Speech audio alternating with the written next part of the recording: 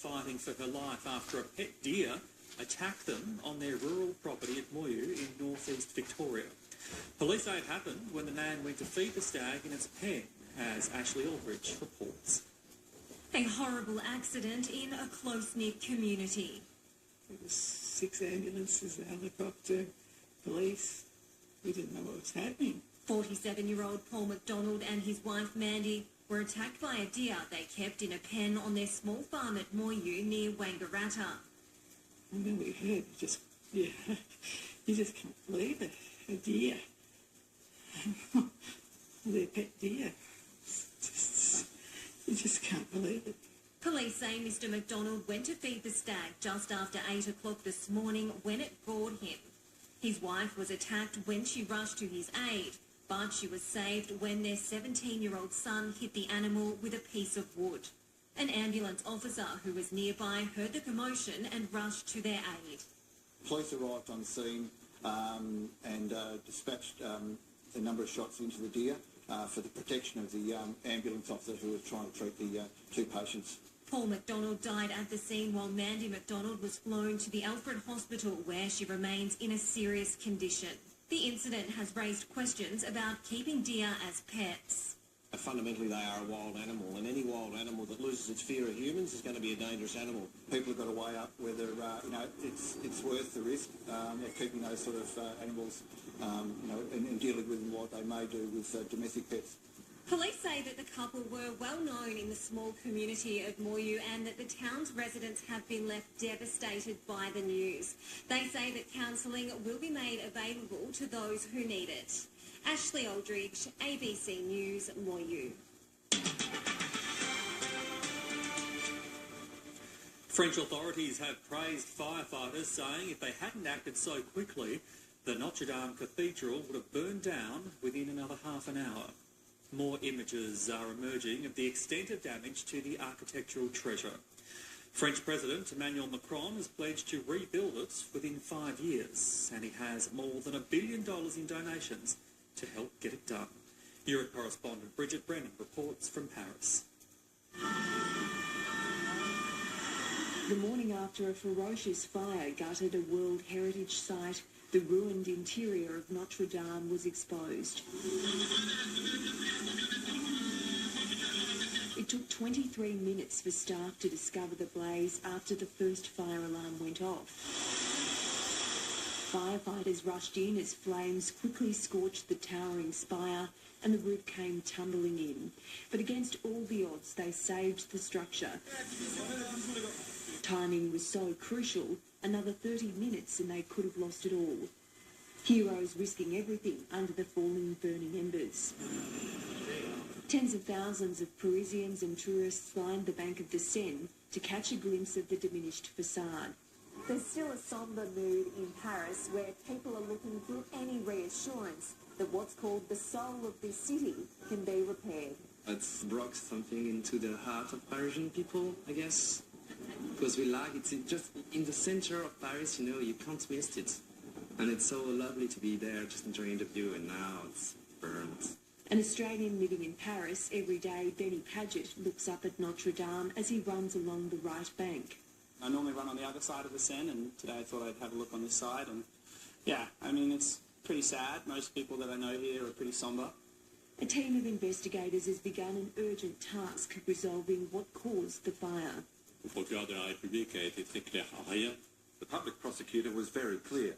There could be no other cause other than an accidental one. Investigators will look at how such a precious monument, which survived 2 world wars, could have caught fire in the midst of a massive restoration project. It's believed the fire started beneath the spire, its bell hanging in the flames. The high altar was damaged when it came crushing down, but the crucifix above it survived.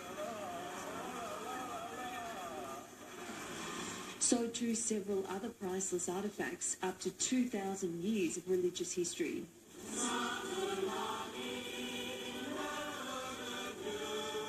United in sadness, thousands came out on a cold night in Paris to pay tribute to a beloved site. A city in mourning, many here want the painstaking restoration to begin as quickly as possible. Prosecutors have undermined the credibility of a key police witness in the US trial of a former officer accused of murdering an Australian woman. Sergeant Shannon Barnett was the incident commander of the scene after Officer Mohammed Noor shot Justine Damon-Gruschek. She was killed as she approached the squad car after calling police for help. Sergeant Barnett had earlier raised the idea Ms Damon-Gruschek had slapped the vehicle and spooked the officers, but in court she struggled to provide any evidence to support the crucial defence claim. She also said she turned off her body camera when she spoke to Mr Noor at the scene because it was a private conversation. Schools throughout the US city of Denver are on alert tonight after a woman described as being infatuated with the Columbine High School shooting made threats just days before the tragedy's 20th anniversary. Police are looking for the 18-year-old who bought a shotgun and ammunition shortly after travelling to Colorado. Manny Tsigas reports. For Casey Johnson, simply dropping off her children at school brings back horrid memories. In 1999, the then 17-year-old was shot in the shoulder by one of two teenage gunmen who stormed Columbine High School, killing 13 people and wounding dozens more. It just made me really sad that our kids have to do lockdown drills and have to be talked to about these kind of things, and that she, as an 8-year-old, would think that maybe the bad guy would find her. And that was before she knew that the bad guys had found Mommy. Now, nearly 20 years to the day, authorities are once again patrolling the school's grounds. Dozens of schools in the area were forced to lock their doors as police and the FBI search for what they describe as a potential credible threat. We identified Miss Sol Pais as having traveled from Miami. She has made some concerning comments in the past. She has expressed an infatuation with Columbine and the events, the shooting there that happened. Authorities say shortly after arriving in Colorado, 18-year-old Sol Pais had purchased a weapon and made threats to commit an act of violence in the area. She obtained a pump-action shotgun and ammunition. She was then taken to an area where she was last seen out towards the foothills, and we have been trying to find her ever since. While authorities have no more specific information, they still consider Pais extremely dangerous. Some schools released their students after additional security was called in. The students are safe, schools were let out on time, all after-school activities were running as normal other than at Columbine High School. After-school activities were canceled.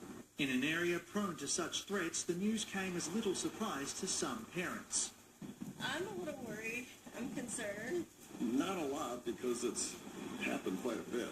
These threats have ramped up over the past couple of weeks just as we get closer to the Columbine 20th anniversary.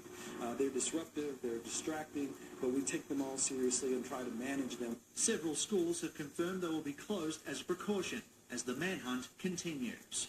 Manny Tsigas, ABC News.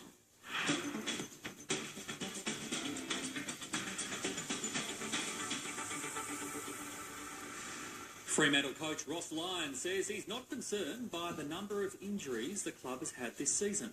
The Dockers held an investigation into soft tissue problems in the squad last year, and the injuries have continued in 2019.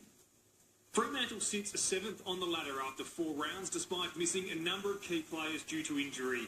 Stephen Hill, Connor Blakely and Aaron Sandilands are yet to play this year because of soft tissue problems. And there are several others who have had interrupted starts to the year, but the club isn't too concerned. We assess everything and try and improve everything. The soft tissues are just a fact of life, whether we're more or less. I couldn't tell you because I sort of get on with the business. Lyons says he has full faith in the strength and conditioning staff. We've had a really competent, strong team here for a long period of time. But they're unfortunate and we don't enjoy them, and we're trying to improve. The Eagles are preparing to take on Port and former ruckman Scott Lycett at Perth Stadium on Good Friday. Lycett admits it'll be a weird feeling taking on his premiership teammates at West Coast, particularly good mate Jack Darling. Yeah, we have a bit of a group chat, so we'll probably start firing that up in the next couple of days. And Scotty's staying over for a couple of nights, so it'll be good just to catch up with him. He's a close friend of mine, so yeah, it'll be good. Well, I was in Jack's wedding, so a couple of years ago, sort of pretty close mates, and yeah, could basically everyone all over the park I'm pretty much good mates with. So, yeah, it's going to be interesting, that's for sure. I think there'll be a lot of banter, probably more from them than me. I'll probably just be trying to focus on the game. The Eagles have won 6 of their last 7 games against the Power. Israel Folau's future in rugby union will be decided at a code of conduct hearing in the coming weeks. The fullback has responded to a breach notice over his controversial social media posts last week. Folau has requested a hearing in which he'll fight Rugby Australia's argument that he should be sacked over the posts. The Rugby Union Players Association is expected to step in and help facilitate discussions. Now time for a look at the weather around Australia and the globe. Here's Graham Creed.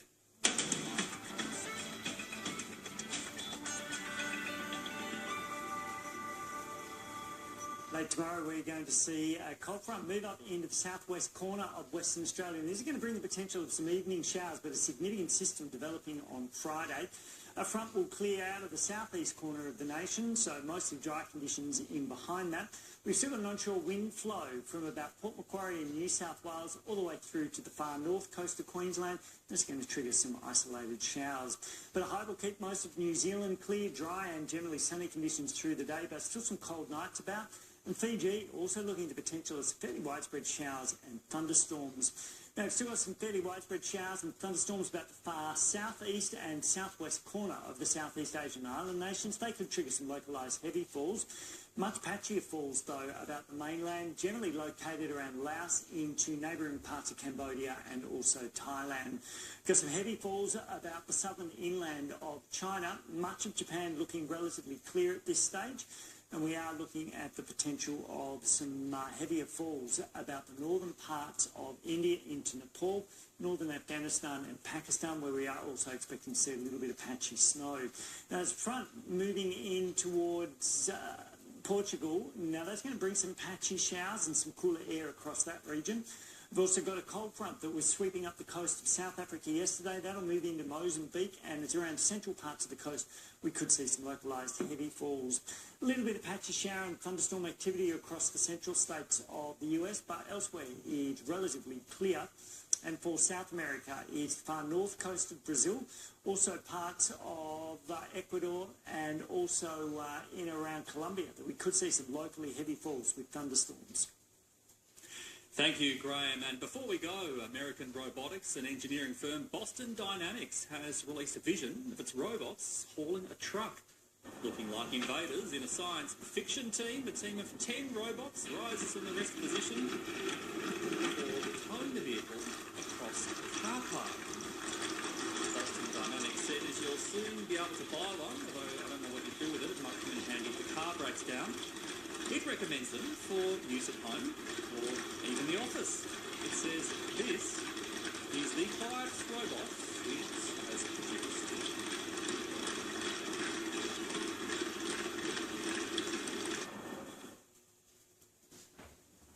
Recapping our top story now, all signs point towards Joko Widodo having comfortably won a second 5-year term as president.